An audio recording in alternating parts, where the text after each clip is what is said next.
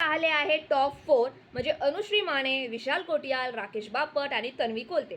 आता प्रश्न हा पडलेला आहे की कोण घराच्या बाहेर जाणार. ह्या टॉप 4 हे चारही लोक खूप स्ट्रॉंग आहेत.